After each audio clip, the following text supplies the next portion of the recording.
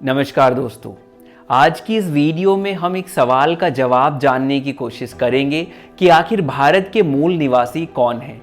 भारत के नॉर्थ भाग में रहने वाले आर्यंस या साउथ में रहने वाले द्रविड़ या फिर भारत में रहने वाले आदिवासी। ये मुद्दा भारत के इतिहास का सबसे विवादित और जटिल मुद्दा रहा है। हालांकि साइंस ने अब इस मुद्दे को काफ़ी हद तक सुलझा लिया है, लेकिन 2019 में पब्लिश हुई डीएनए रिसर्च रिपोर्ट के बाद मीडिया और सोशल मीडिया ने फिर से इस मुद्दे को विवादित बना दिया है। एक ही रिपोर्ट को आधार बताकर बड़े बड़े न्यूज़ चैनल्स और अखबारों ने, यहाँ तक कि कुछ साइंटिस्ट और आर्कियोलॉजिस्ट ने भी उन बातों को जनता के सामने रखा है जिनका इस रिपोर्ट में कहीं कोई जिक्र नहीं है। जो तथ्य रिपोर्ट में सामने आए हैं वो बिल्कुल भी इनकी कही बातों से मेल नहीं खाते। ऐसे में आप अगर सच जानना चाहते हैं तो किसी पर भरोसा ना करके 2019 में पब्लिश हुई दोनों रिसर्च रिपोर्ट को एक बार आपको खुद से पढ़ना चाहिए। दोनों रिपोर्ट्स का लिंक मैंने डिस्क्रिप्शन में डाल दिया है। इनको पढ़ने के बाद आपके अपने सभी सवालों के जवाब मिल जाएंगे। आज की वीडियो में मेरी कोशिश रहेगी कि इन दोनों डीएनए रिसर्च रिपोर्ट के तथ्यों को हूबहू आपके सामने रख सकूं। लेकिन इन रिपोर्ट्स को समझने के लिए पहले आपको थोड़ा आर्यंस और द्रविड्स के बारे में जानना होगा। हमारे भारत में कई अलग अलग परिवार या मूल की भाषाएं बोली जाती हैं। उनमें से एक इंडो आर्यन परिवार की भाषा है जो भारत के ज़्यादातर नॉर्थ वाले राज्यों में बोली जाती है। ये लाल वाला भारत का वो हिस्सा है जहां बोली जाने वाली ज़्यादातर भाषाएं इंडो आर्यन परिवार की हैं। इंडो आर्यन भाषा बोलने वाली कुछ जातियों को आर्यंस कहा जाता है। भारत के साउथ वाले ज़्यादातर राज्यों में द्रविड़ परिवार की भाषाएं बोली जाती हैं। इस नीले वाले हिस्से में बोली जाने वाली ज़्यादातर भाषाएं द्रविड़ परिवार की हैं और यहाँ रहने वाले लोग द्रविड़ हैं। भारत के बाकी बचे हुए इस हरे भाग में कई दूसरी भाषाएं बोली जाती हैं, जैसे ऑस्ट्रो एशियाई परिवार की भाषा, सीनो तिब्बती परिवार की भाषा। भारत से लेकर यूरोप तक के इस बड़े क्षेत्र में बोली जाने वाली ज़्यादातर भाषाएं एक ही भाषा से निकली हैं या हम कह सकते हैं एक ही परिवार की है, जिन्हें इंडो आर्यन भाषा कहते हैं। भारत के नॉर्थ वाले भाग में रहने वाली कुछ जातियों के लिए ऐसा बोला जाता है कि उनके पूर्वज मतलब आर्यंस स्टेपी से आए थे और ये लोग ही अपने साथ इंडो आर्यन परिवार की एक भाषा मतलब संस्कृत को भारतीय उपमहाद्वीप में लाए थे। स्टेपी का मतलब होता है घास का मैदान। यहाँ स्टेपी का मतलब पूर्वी यूरोप और मध्य एशिया के बीच इस बड़े क्षेत्र से है जो आज के समय कजाकिस्तान, रूस, मंगोलिया और यूक्रेन जैसे देशों तक फैला है। भाषा के साथ साथ आर्यंस की एक जेनेटिक पहचान भी है। पूरी दुनिया में जितने भी आर्यंस हैं उनके डीएनए में वाई क्रोमोसोम हैप्लोग्रुप R1A का सबक्ले R1AM417 पाया जाता है, इसीलिए इसे आर्यंस जीन भी कहते हैं। अब सवाल ये है कि इतने बड़े क्षेत्र में बोली जाने वाली ज़्यादातर भाषाएं एक ही परिवार की हैं या हम कह सकते हैं एक ही भाषा से निकली है, और साथ ही इन भाषाओं को बोलने वाले लोगों में एक जेनेटिक समानता भी है। सभी के डीएनए में आर्यन जीन मतलब R1AM417 पाया जाता है। इसका सीधा मतलब ये है कि इन सभी के पूर्वज एक थे, एक ही भाषा बोलते थे और एक ही स्थान पर रहते थे, जिसे आप आर्यंस का मूल स्थान कह सकते हैं। और अपने मूल स्थान से ही आर्यंस ने अलग अलग दिशाओं में पलायन किया था और अपने साथ इंडो आर्यन भाषा और आर्यन जीन को भारत से लेकर यूरोप तक के इस बड़े क्षेत्र में फैलाया था। और इस बात में किसी भी साइंटिस्ट या आर्कियोलॉजिस्ट को कोई संदेह नहीं है। लेकिन मुख्य विवाद इस बात पर है कि आर्यंस का मूल स्थान क्या था, स्टेपी या फिर भारतीय उपमहाद्वीप। जो लोग ऐसा कहते हैं कि आर्यंस भारतीय उपमहाद्वीप के निवासी थे और यहाँ से ही कुछ आर्यंस ने सेंट्रल एशिया और यूरोप में पलायन किया था, ऐसा कहने के पीछे उनके 4 मुख्य तर्क हैं। इन तर्कों में कितनी सच्चाई है, पहले इसको जान लेते हैं। राखी गढ़ी में मिले डीएनए की रिसर्च रिपोर्ट में लिखा है कि राखी गढ़ी से मिला कंकाल उस आबादी से था जो पूरे साउथ एशिया मतलब भारतीय उपमहाद्वीप के लोगों के लिए वंश का सबसे बड़ा स्रोत है। चाइना और म्यांमार को छोड़कर भारत के आसपास वाले सभी देश भारतीय उपमहाद्वीप का हिस्सा है। मतलब भारतीय उपमहाद्वीप में रहने वाले सभी लोगों के वंश का संबंध किसी न किसी तरह सिंधु घाटी के लोगों के साथ है, चाहे वो भारत के नॉर्थ भाग में रहने वाले आर्यंस हों या साउथ भाग में रहने वाले द्रविड़ या फिर आदिवासी। कुछ लोगों ने रिपोर्ट की इस बात का हवाला देकर ये साबित करने की कोशिश की है कि सिंधु घाटी के समय आर्यंस और द्रविड़ों के बीच किसी प्रकार का कोई विभाजन नहीं था, क्योंकि राखी गढ़ी से मिले डीएनए और भारत के नॉर्थ वाले राज्यों के लोगों के डीएनए में एक कंटिन्यूटी मतलब समानता पाई गई है और इसीलिए सिंधु घाटी सभ्यता को नॉर्थ में रहने वाले आर्यंस ने ही विकसित किया था। शुरुआत में तो ये तर्क ठीक लगता है, लेकिन थोड़ा गहराई से समझने पर पता चलता है कि ये बात सही नहीं है, क्योंकि एक तो भारत के साउथ भाग में रहने वाले द्रविड़ों के डीएनए और सिंधु घाटी के लोगों के डीएनए में आर्यंस की तुलना में ज़्यादा कंटिन्यूटी मतलब समानता पाई गई है, और दूसरा डीएनए में इस प्रकार की समानता को सीधे वंश से नहीं जोड़ा जा सकता। इसके कई दूसरे कारण भी होते हैं जो आपको आगे वीडियो में स्पष्ट हो जाएंगे। आर्यंस को भारतीय उपमहाद्वीप का मूल निवासी बताने के पीछे दूसरा तर्क है कि आर्यंस के डीएनए में पाए जाने वाले आर्यन जीन मतलब R1AM417 में सबसे ज्यादा म्यूटेशंस मतलब विविधताएं भारतीय उपमहाद्वीप में ही पाई गई हैं, जिसे कुछ लोगों ने ये साबित करने की कोशिश की है कि इस जीन में सबसे ज्यादा म्यूटेशंस भारत में पाए गए हैं, तो इस जीन की उत्पत्ति भारतीय उपमहाद्वीप में ही हुई थी। दरअसल म्यूटेशंस को इन लोगों ने जीन की उम्र से जोड़ दिया है, मतलब जो जीन जिस क्षेत्र में जितने लंबे समय रहेगा उस क्षेत्र में उस जीन के अंदर उतने ही ज्यादा म्यूटेशंस दिखाई देंगे। लेकिन इस बात को लगभग सभी डीएनए साइंटिस्ट ने नकार दिया है।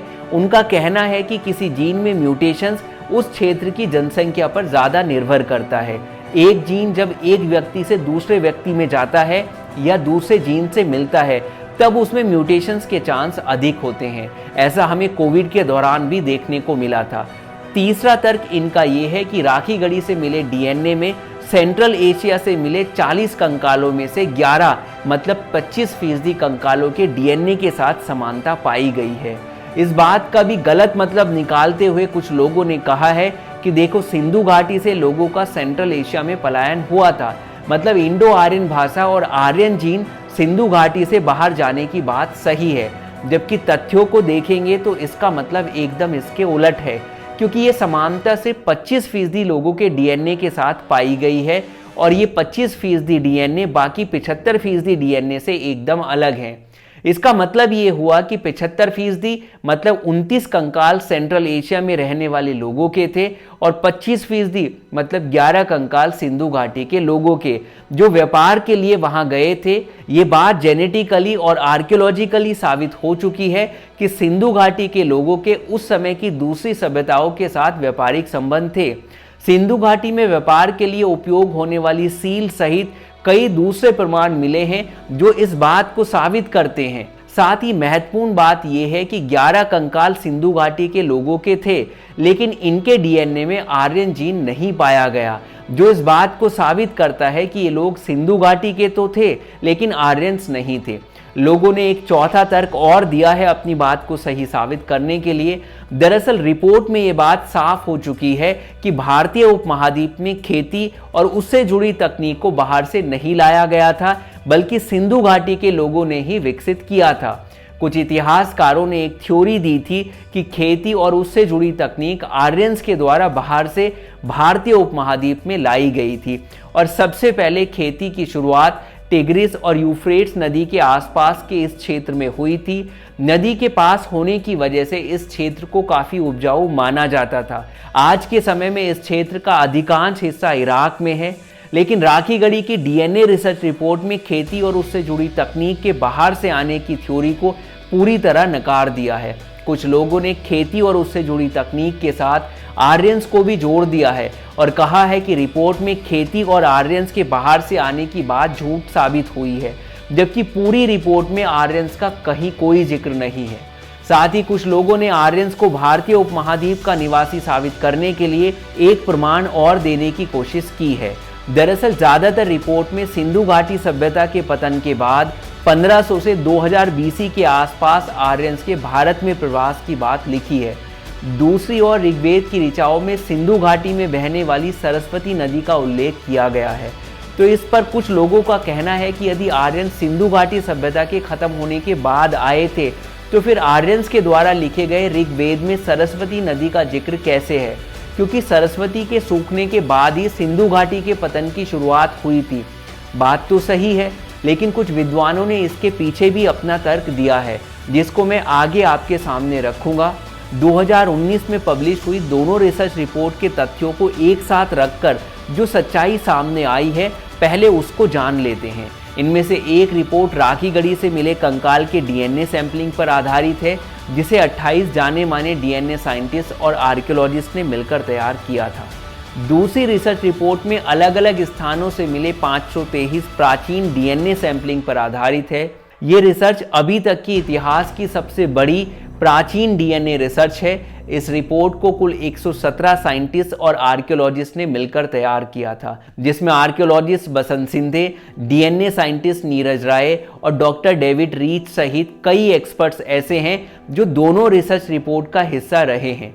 इन रिपोर्ट के अनुसार करीब 65 से 70 हजार साल पहले अफ्रीका से कुछ शिकारी जनजाति ने साउथ एशिया मतलब भारतीय उपमहाद्वीप में पलायन किया था। ये जनजाति भारतीय महाद्वीप के बड़े हिस्से में फैल गई, यहाँ तक कि अंडमान द्वीप पर भी। आज के समय में अंडमान द्वीप पर रहने वाली जनजाति अफ्रीका से आई इस जनजाति के ही वंशज हैं। भारतीय उपमहाद्वीप में दूसरा पलायन आज से करीब 12,000 साल पहले हुआ, जब ईरानी हंटर गैदर्स मतलब ईरान से शिकारी जनजाति के लोग सिंधु घाटी क्षेत्र में आए थे और सिंधु घाटी क्षेत्र में पहले से ही रह रहे फर्स्ट इंडियंस मतलब साउथ ईस्ट एशियाई हंटर गैदर से घुल मिल गए और इन लोगों ने मिलकर सिंधु घाटी सभ्यता को विकसित किया था।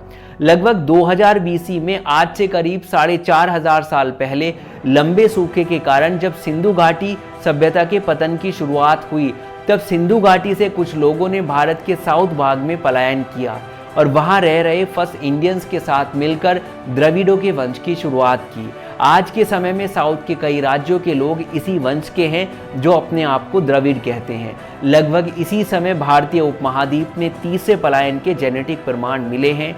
ये तीसरा पलायन स्टेपी क्षेत्र में रहने वाले आर्यंस का था। आर्यंस ने काकसस की पहाड़ियों को पार करके ईरान और अफगानिस्तान होते हुए सिंधु घाटी क्षेत्र में प्रवेश किया था और बाद में सिंधु घाटी क्षेत्र में रह रहे लोगों के साथ घुल मिल गए और भारत के नॉर्थ वाले राज्यों में बस गए, जो आज के समय नॉर्थ में रह रहे आर्यंस के ही वंशज थे। यही कारण है कि साउथ में रहने वाले द्रविड़ और नॉर्थ में रहने वाले आर्यंस दोनों के डीएनए में सिंधु घाटी के लोगों के डीएनए के साथ कंटिन्यूटी मतलब समानता पाई गई है। राखी गढ़ी की खुदाई से 50 के आसपास कंकाल मिले थे। उनमें से जो डीएनए निकाला गया उसमें आर्यन जीन मतलब R1AM417 नहीं पाया गया था। डीएनए साइंटिस्ट नीरज राय ने कहा था कि हमें जितने भी कंकाल मिले थे उनमें से सिर्फ एक कंकाल के पीटरस बोन से ही ठीक मात्रा में डीएनए निकालने में सफलता मिली थी और ये कंकाल एक महिला का था, जबकि R1A एक by chromosome DNA gene marker है जो सिर्फ पुरुषों के डीएनए में ही पाया जाता है। इसीलिए राखी गढ़ी से मिले कंकाल में आर्यन जीन नहीं मिला था। साथ ही कहा कि अगर हमें पुरुष का डीएनए निकालने में सफलता मिलती तो 100% उसमें आर्यन जीन मिलता। ये बात मान सकते हैं कि राखी गढ़ी से जितने भी कंकाल मिले थे उनमें से सिर्फ एक ही कंकाल से ठीक ठाक मात्रा में डीएनए निकालने में सफलता मिली होगी। लेकिन नीरज राय जैसे साइंटिस्ट बिना किसी सबूत के ये कैसे बोल सकते हैं कि अगर हम पुरुष का डीएनए निकाल पाते तो उसमें 100% आर्यन जीन होता, क्योंकि जितनी भी रिसर्च रिपोर्ट अभी तक पब्लिश हुई है किसी में भी ऐसा कोई प्रमाण नहीं मिला है जो इस बात की ओर इशारा भी करे कि सिंधु घाटी के लोग आर्यन थे। यहाँ तक कि राखी गढ़ी की रिपोर्ट में भी कोई तथ्य इस बात की ओर इशारा नहीं करता। नीरज राय को एक बात और स्पष्ट करनी चाहिए कि सेंट्रल एशिया से मिले 11 कंकाल जो सिंधु घाटी के लोगों के थे और ये बात राखी गढ़ी की रिपोर्ट में भी साफ हो चुकी है, तो उनमें आर्यन जीन मतलब R1AM417 क्यों नहीं मिला? वो सभी तो महिलाओं के कंकाल नहीं थे। रिपोर्ट की सबसे महत्वपूर्ण बात यह है कि समय के साथ साथ अनुवांशिक जीन में म्यूटेशन मतलब बदलाव होते हैं और साइंटिस्ट जीन की सीक्वेंसिंग करके ये पता लगा सकते हैं कि जीन में पहले कौन सा म्यूटेशन हुआ था और बाद में कौन सा। जीन की सीक्वेंसिंग से 10,000 साल पुरानी वंशावली का भी पता लगाया जा सकता है। आज के समय में इंडो यूरोपियन भाषा बोलने वाले लोगों में 2 जेनेटिक मार्कर मिलते हैं, एक R1AZ282 जो यूरोप में पाया जाता है और दूसरा R1AZ93 जो सेंट्रल और साउथ एशिया के लोगों में पाया जाता है। इसका मतलब किसी समय में R1AM417 इन 2 जेनेटिक मार्कर में डिवाइड हुआ होगा। और रिसर्च रिपोर्ट में ये बात सामने आई है कि 3800 BC के आसपास, आज से करीब 6800 साल पहले, R1AM417 जीन म्यूटेशन के बाद R1AZ93 और R1AZ282 में बढ़ गया था। दूसरा R1AM417 सबक्ले R1AZ93 का सबसे पुराना साक्ष्य 5000 से 3500 BC के बीच यूक्रेन में पाया गया था, आज से करीब 6500 साल पहले। जबकि भारत में R1AZ93 की उपस्थिति 1500 से 2000 BC के बीच दिखती है। 2000 BC से पुराना R1AZ93 का कोई साक्ष्य नहीं मिला है, जिससे ये बात साफ हो जाती है कि इस जीन की उत्पत्ति सेंट्रल एशिया में स्थित स्टेपी क्षेत्र में हुई थी और आर्यंस का प्रवास भारत में 2000 से 1500 BC के बीच हुआ था। लेकिन एक बात अभी भी इसके विरोध में है और वो है ऋग्वेद की ऋचाओं में सरस्वती नदी का वर्णन, क्योंकि अगर आर्यन सिंधु घाटी के पतन के बाद में आए थे तो आर्यंस के द्वारा लिखे गए ऋग्वेद में इस नदी का जिक्र कैसे हो सकता है। इसका जवाब जानने से पहले एक दूसरा सवाल है। ऋग्वेद को संस्कृत भाषा में आर्यंस के द्वारा लिखा गया था और उस समय आर्यंस की मुख्य भाषा भी संस्कृत थी। और अगर सिंधु घाटी सभ्यता के लोग आर्यंस थे तो सिंधु घाटी के लोगों की भाषा भी संस्कृत होनी चाहिए थी। लेकिन संस्कृत भाषा से जुड़ा कोई भी प्रमाण अभी तक सिंधु घाटी से नहीं मिला है, जबकि सिंधु घाटी के लोगों की अपनी भाषा सिंधु लिपि के बहुत से प्रमाण मिले हैं और सिंधु घाटी के लोगों की भाषा और संस्कृत भाषा में कोई समानता नहीं पाई गई है। जहां तक ऋग्वेद की ऋचाओं में सरस्वती नदी के जिक्र की बात है तो इस पर कुछ विद्वानों का ऐसा मानना है कि आर्यंस और सिंधु घाटी के लोगों के बीच किसी आपसी टकराव के तो साक्ष्य मिले नहीं हैं। इसका मतलब जब आर्यन सिंधु घाटी पहुंचे थे उस समय आर्यंस और सिंधु घाटी के लोग आपस में घुल मिल गए थे। ऋग्वेद में लिखी बहुत सी बातें मौखिक बातों का लेखन है। इसका मतलब ये है कि एक संभावना ये हो सकती है जब आर्यन सिंधु घाटी के लोगों के साथ घुल मिल गए होंगे तब उन्हें मौखिक रूप से सरस्वती नदी के बारे में पता चला हो और जिसका जिक्र उन्होंने बाद में ऋग्वेद में किया था। राखी गढ़ी से मिले कंकालों से डीएनए निकालने से लेकर रिपोर्ट तैयार करने में जिन 2 व्यक्तियों का सबसे बड़ा योगदान रहा है उनमें एक नीरज राय है और दूसरे बसंत सिंधे। इस पूरी रिसर्च रिपोर्ट का काम बसंत सिंधे के नेतृत्व में ही किया गया है।